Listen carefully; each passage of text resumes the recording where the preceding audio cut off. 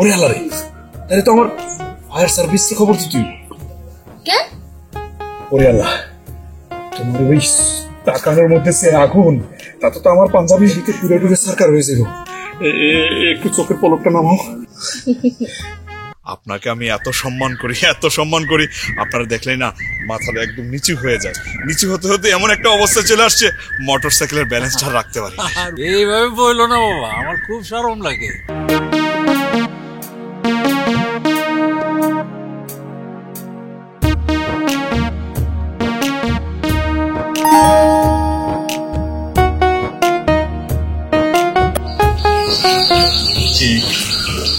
আমার দিকে এগুলো তাকায় আসছে,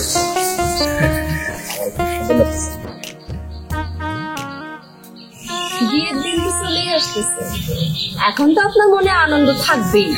তবে এখন কথা কি, আপনাদের মতো সুন্দর লাগতেছে না, বান্ধবের মতো লাগতেছে।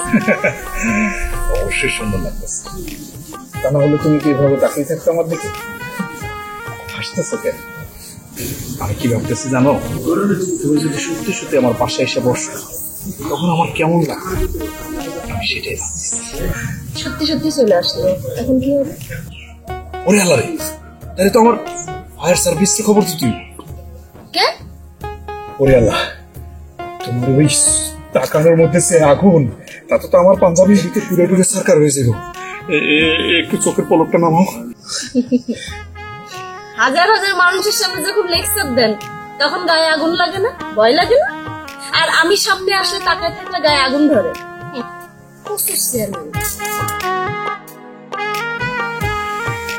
যাই বলো না কেন,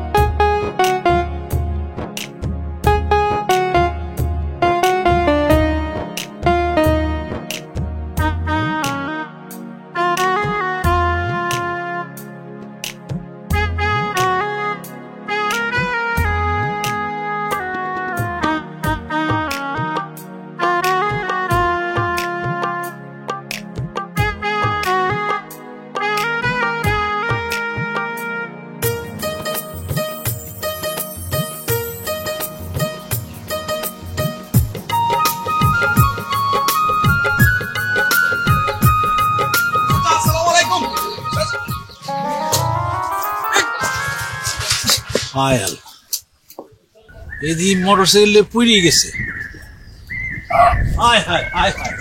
কি বাবা, বাবা ব্যথা পাইছো না? না চাচা, আপনার দয় ভালোই আছে।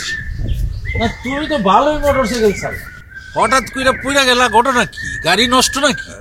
না না চাচা, মোটর সাইকেল নষ্ট না, আসলে হয়েছে কি, আপনাকে আমি এত সম্মান করি, আপনারা দেখলেই না মাথাটা একদম নিচু হয়ে যায়। নিচু হতে হতে এমন একটা অবস্থা চলে আসছে, মোটর সাইকেলের ব্যালেন্সটা রাখতে পারি।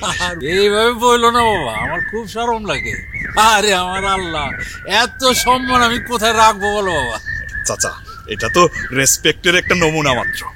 আত্মীয় হওয়ার পরে আপনারা যে কিভাবে রেসপেক্ট করব সেটাই বুঝতে পারছি।